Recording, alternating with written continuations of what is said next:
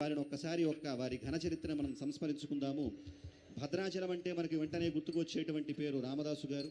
రామదాస్ అంటే భద్రాచలము, భద్రాచలం అంటే రామదాస్ అనేటువంటి ఎనలేని ఖ్యాతిని వహించాడయ్యా అంటే ఆయన ఎంత గొప్పమైనటువంటి విశేషమైనటువంటి కృషి చేయకపోతే ఇంత ఘనకీర్తిని ఆర్జిస్తాడు.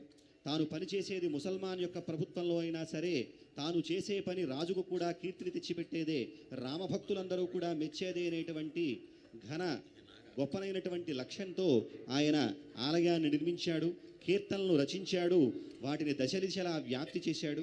అయితే రామదాసు గారు ఓ అంటే పలుకుతాడు రాముడు కలియుగంలో అనటానికి కూడా వారి చరిత్రే మనకి సాక్ష్యంగా నిలిచింది.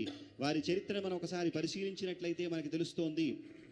వారి కుమారుడు గంజిగుంటలో పడి మరణించినటువంటి సందర్భంలో కావచ్చు, లేకపోతే వారు ఎన్ని చక్రాలను ఆలయంపై నిర్మించి పెడుతున్నటువంటి సందర్భంలో ఆ చక్రాలన్నీ విరిగిపోతుంటే భగవద్దత్తమైనటువంటి చక్రం వారికి గోదావరిలో లభించినటువంటి సందర్భంలో కావచ్చు, వారు కారాగారవాసం అనుభవిస్తున్నప్పటికీ ఏదో చిన్న పూజ చేస్తేనో కళ్యాణం చేసుకుంటేనో 4 కొబ్బరికాయలు కొడితేనో దేవుడు లేనటువంటి స్థాయికి వెళ్ళిపోయే వాళ్ళు ఉంటారు.